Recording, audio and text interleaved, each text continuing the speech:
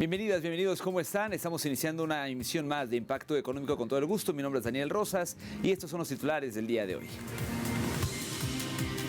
En nuestro mundo hoy tendremos que las reservas internacionales de Nicaragua alcanzan un récord histórico. En nuestro expediente económico estaremos abordando cómo ciudadanos rechazan las políticas neoliberales de Javier Milei. Y el Producto Interno Bruto de Reino Unido se estancó en julio ante la desaceleración de los servicios y la caída de la industria, así que de esto y más hablaremos en esta emisión.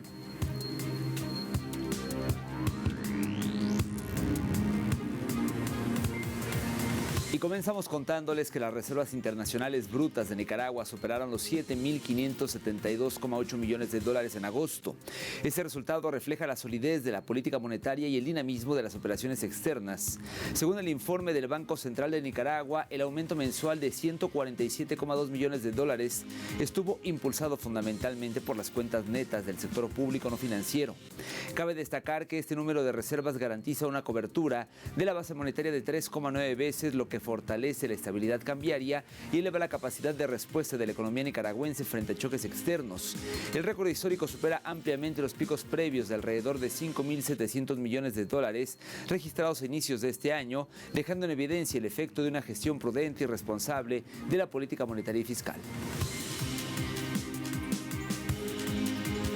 Y ante la permanente amenaza que sostiene el gobierno de Donald Trump de aumentar la imposición de aranceles a México, el gobierno de la presidenta Claudia Sheinbaum continúa impulsando el mercado interno por medio de diversas estrategias comerciales que, a decir de los mismos organismos empresariales y especialistas, está funcionando. Antonio Aranda nos presenta el siguiente informe con los detalles. El gobierno de México sumará las estrategias El Buen Fin y Hecho en México para generar un impacto en el gasto interno por 10 billones de dólares en noviembre próximo. En el marco del programa El Buen Fin se hará una amplia difusión conjunta con la marca Hecho en México. La meta que tenemos es, por supuesto, la de superar el monto de ventas alcanzado el año pasado y, ¿por qué no?, alcanzar un monto de 200,000 millones de pesos.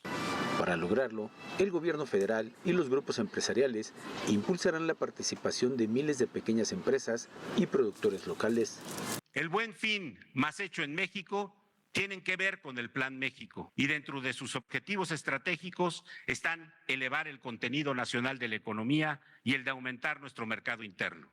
Dentro de los 18 programas y acciones del Plan México para fortalecer la economía y el bienestar, la acción número 10 específicamente se refiere a aumentar la venta de productos nacionales en tiendas de autoservicio y departamentales. El Buen Fin es un periodo de 5 días en noviembre que consiste en ofrecer productos y servicios a precios muy bajos. En la siguiente edición se fomentarán los productos hechos en México. Lo hecho en México es calidad, talento y orgullo nacional que nos representa en todo el mundo. Datos oficiales indican que el índice de confianza de los consumidores en México mantiene cifras positivas, señal de que las estrategias están funcionando, explica este especialista. Medido por nivel de ingresos, salieron 15 millones de la pobreza. Eso significa que tienes un mercado que se está ampliando, ¿no? Es decir, está aumentando el ingreso y eso tiene una repercusión también en los niveles de confianza del consumidor, porque además la inflación está bajo control. Durante el periodo neoliberal, se abandonó el fortalecimiento del mercado interno que dejó a México más expuesto a las actuales presiones arancelarias de Estados Unidos, detalla el experto. Obviamente que durante el neoliberalismo lo que se hizo fue fortalecer el sector externo a costa del mercado interno. ¿Qué significa? Bueno, pues que, por ejemplo, si yo echo un peso hacia el exterior, pues dependo de mis relaciones internacionales y que ahorita con la guerra arancelaria, pues obviamente que sabemos que hay problemas. La estrategia El Buen Fin más Hecho en México deben servir como un apoyo al consumo planificado, concluye el especialista. No caer en el consumismo precisamente, sino encontrar beneficios que sostengan eventualmente mejores condiciones, es decir, que se premie, por así decirlo, la previsión y que de alguna otra manera, pues que esto permita que las familias tengan mejores condiciones para las celebraciones tan importantes culturalmente para nuestro país. El gobierno de México informó que realizará un monitoreo de precios en bienes y servicios para evitar incrementos injustificados previo a la celebración del Buen Fin, que se realizará del 13 al 17 de noviembre próximo. Antonio Aranda, Telesur, Ciudad de México. Le platico ahora que Canadá lanzará una nueva estrategia de diversificación comercial. El primer ministro de ese país, McCartney, indicó ante el grupo parlamentario liberal, el Edmonton, las 7 prioridades del gobierno para otoño, que son seguridad económica, reducción del costo de vida, construcción de viviendas asequibles, protección de la soberanía canadiense y garantía de niveles de migración sostenibles. En su discurso, Carney aseveró que Estados Unidos ha transformado fundamentalmente todas sus relaciones comerciales, producto de los aranceles, provocando una ruptura, no una transición en la economía global. Y seamos sinceros, estamos en una crisis, estamos en crisis. El sistema de comercio mundial se ha visto trastocado. Las cadenas de suministro han sido destruidas. McDavid no ha sido firmado. Esto no es una transición, esto es una ruptura. Una nueva estrategia de diversificación comercial para fortalecer nuestras relaciones existentes y abrir nuevos mercados para las empresas canadienses, particularmente en Asia. El impacto de esos aranceles, que la incertidumbre económica está desacelerando la inversión empresarial, está aumentando el desempleo. Nuestra respuesta a esto no pueden ser eslóganes. No puede. Y nuestro horizonte no puede ser a corto plazo. Tenemos que transformar nuestra economía de una que dependa de un solo socio comercial a una que sea más resistente, una que se haya construido para los trabajadores canadienses y sus familias sobre la base sólida de las industrias canadienses y con el apoyo de socios comerciales nuevos y diversos. Así es como vamos a crear una mayor certeza, una mayor seguridad, una mayor prosperidad para todos los canadienses. Y le cuento ahora que las ventas de vehículos de nueva energía mantienen un sólido impulso de crecimiento en Europa, lo que se ve reflejado durante la feria IAA Mobility 2025, una de las ferias comerciales de movilidad más grandes del mundo y la reunión líder de la industria automotriz de Europa. Más detalles en el siguiente material. Las ventas de vehículos NED continúan manteniendo un fuerte impulso en el mercado europeo, con datos de la investigación de Data4, que destacan que las marcas chinas de vehículos de nueva energía puros han captado una participación de mercado europeo del 9.9% en julio.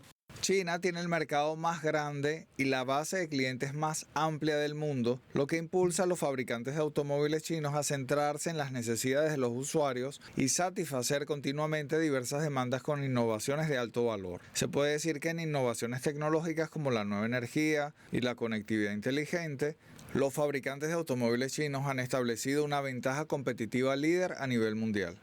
Según Data4, las marcas chinas tienen una participación del 5,2% de todo el mercado automotor europeo en julio, marcando el tercer mes consecutivo en que este dígito supera el número del 5%. El sólido desempeño ha llevado a los productores de automóviles chinos a acelerar su expansión en el mercado europeo en la Feria IA de Movilidad de este año. En Múnich, Alemania, 116 compañías chinas coinciden entre los 748 expositores, fijando un nuevo récord en comparación con los 70 expositores chinos que estuvieron hace 2 años. Pudimos establecer una red de 1.700 canales de distribuidores en el extranjero en muy poco tiempo. También podemos suministrar ciertos componentes a Stellantis. Además de vehículos completos, podemos generar ingresos a partir de piezas y componentes. Algunos expositores chinos dicen que el sector automotor en China y Europa está evolucionando de la competencia a la fusión, aportando a impulsar avances innovadores en la movilidad mundial con sinergia. El sector automotor, un punto culminante y punto de referencia de la cooperación económica y comercial entre China y la Unión Europea, continúa siendo un área fundamental para que ambas partes busquen la bonanza mutua. Así lo dijo un participante de la Asociación China de Elaboradores de Automóviles.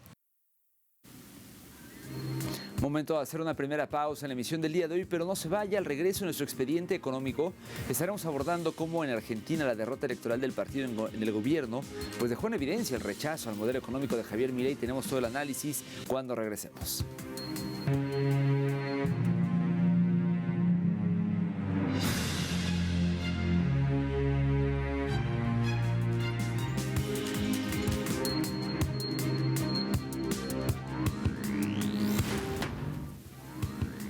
Imágenes de Argentina, ya que ciudadanos de ese país rechazaron el modelo económico implementado por Javier Milei.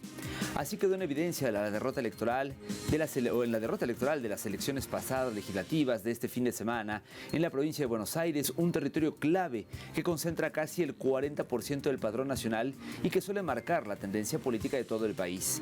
Según los datos arrojados por el escrutinio provisorio de la Junta Electoral de la provincia de Buenos Aires, la coalición opositora Fuerza Patria, liderada por el gobernador Axel Kicillof, se impuso con el 46,97% de los votos.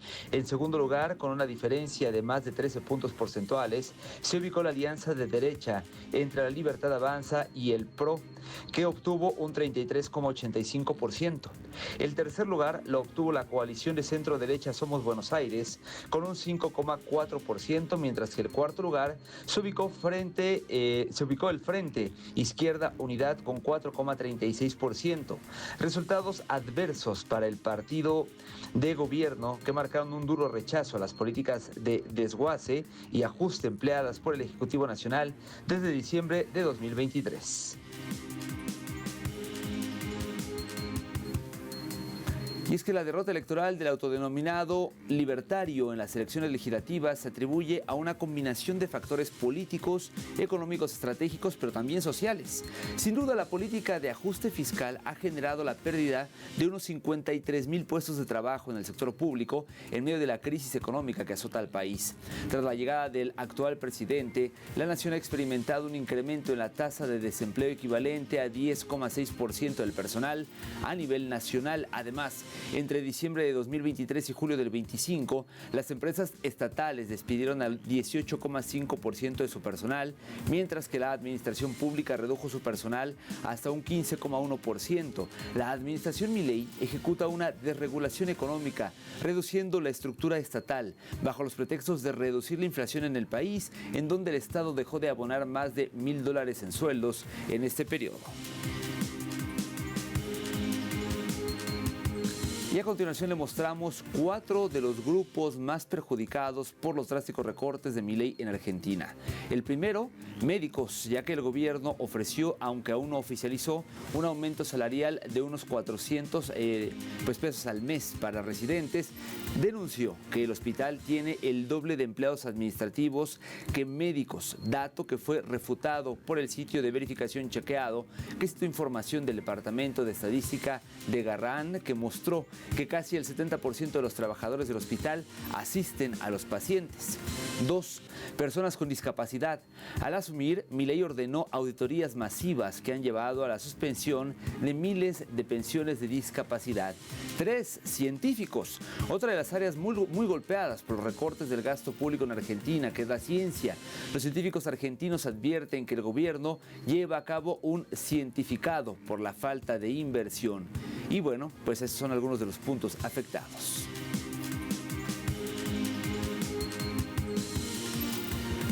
Los adultos mayores es también otro de los sectores más perjudicados por las políticas de Milei. Los jubilados tienen ingresos por debajo de la línea de pobreza, obligándolos a seguir trabajando. Al menos el 63,5% tiene ingresos mínimos, de lo que los margina hacia la pobreza. Asimismo, han perdido ingresos que equivalen a 5 pensiones mínimas en los 14 meses que lleva Javier Milei en el poder.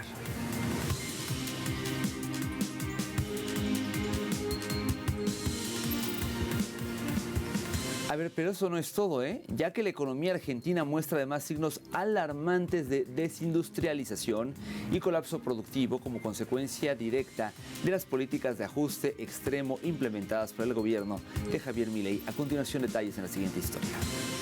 Según datos oficiales del Instituto Nacional de Estadísticas y Censo, la actividad industrial se contrajo un 2,3% en julio, marcando su segundo mes consecutivo en rojo y ubicándose en 4,3%, por debajo de los niveles de diciembre de 2024. Este desplome refleja el impacto devastador de la volatilidad cambiaria y las tasas de interés astronómicas que encarecieron el crédito productivo, sumado a la apertura indiscriminada a importaciones que ha golpeado severamente a la industria nacional. El sector textil emerge emerge como el más afectado, con una caída catastrófica del 10,7% en la producción de prendas de vestir, cuero y calzado, víctima de la combinación letal entre importaciones desleales y el desplome del consumo interno por la pérdida acelerada del poder adquisitivo popular. Paralelamente, la construcción registró una contracción mensual del 1,8%, acumulando un debacle del 21% desde que Milei asumió el poder y paralizó abruptamente la obra pública. Y en medio de la derrota electoral de Javier Milei en la provincia de Buenos Aires, le mostramos cómo indicadores económicos quedaron en números rojos tras este resultado. A continuación, detalles.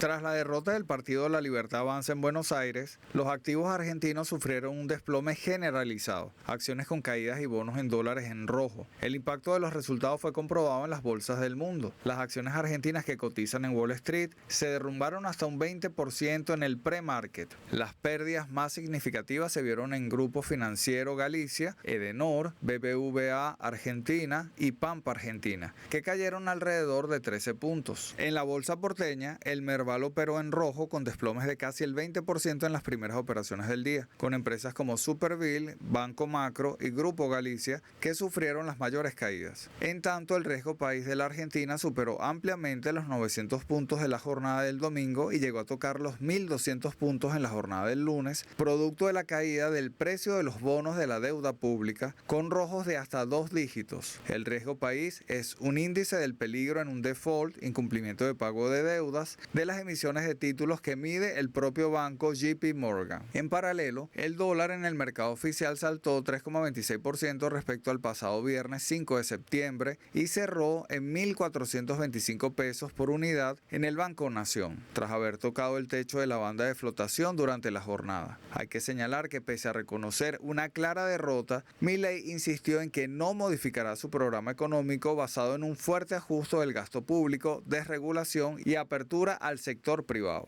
Lo que sí es cierto es que el revés electoral, considerado la primera gran derrota del mandatario liberal desde su llegada al poder hace casi 2 años, dejó en evidencia la fortaleza del peronismo en su bastión histórico. Por su parte, Axel Kicillof, principal representante de la victoria, expresó: las urnas le gritaron a Milei que no se puede desfinanciar ni la salud, ni la educación, ni la universidad, ni la ciencia, ni la cultura en Argentina.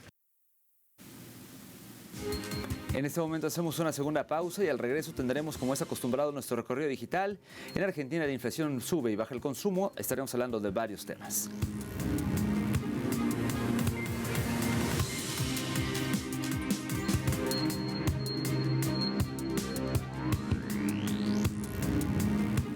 Estamos de vuelta en Impacto Económico, momento de hacer nuestro recorrido digital. Hoy arrancamos con Europa Press, que titula: el Producto Interno Bruto de Reino Unido se estancó en julio ante la desaceleración de los servicios y la caída de la industria.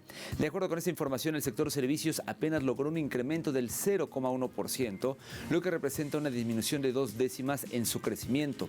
Por otro lado, el sector manufacturero sufrió un retroceso del 0,9% en contraste con el incremento del 0,7% observado anteriormente. En cuanto a la construcción, esta experimentó un leve crecimiento del 0,2% en julio, una décima menos que en junio. El crecimiento nulo de julio responde a lo esperado por el mercado, pero marca una ralentización respecto al avance del 0,4% observado en junio. Las últimas cifras publicadas por la Oficina Nacional de Estadística indican que la caída de la producción industrial de un 1,3% anuló el efecto positivo de la expansión en los sectores de la construcción y los servicios. Avanzamos con TV Brix, que reseña: Brasil alcanza la mayor cosecha de granos en su historia con 350 millones de toneladas. La cifra, dice esta nota, representa un crecimiento del 16,3% respecto al ciclo anterior. Según la Compañía Nacional de Abastecimiento, la CONAB, el resultado estuvo impulsado por las condiciones climáticas favorables y el aumento de la productividad, especialmente en el centro oeste, con un destacado desempeño para Mato Grosso. La soja fue el principal motor de este avance, con una producción de 171,5 millones de toneladas, lo que significa un incremento de más de 20 millones frente a la campaña anterior. Y para cerrar nuestro recorrido digital, lo hacemos con la agencia de noticias Prensa Latina, que nos muestra en su titular: Ecuador encarece gasolinas de bajo octanaje.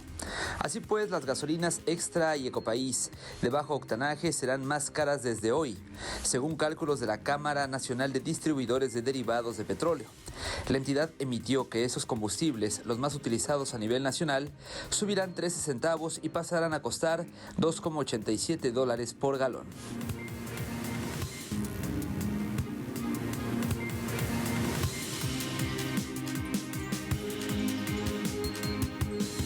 Momento de revisar cómo se encuentran los precios del petróleo. El intermedio de Texas marcó un precio de $62.24, una caída de $1.43.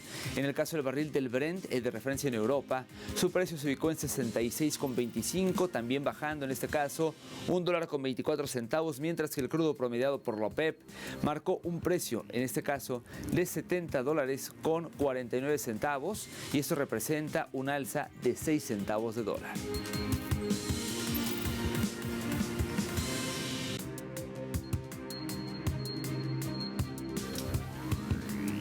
Llegamos así al final de esta emisión. Gracias como siempre por el favor de su compañía. Nos vemos pronto con más de Impacto Económico. Maravilloso fin de semana.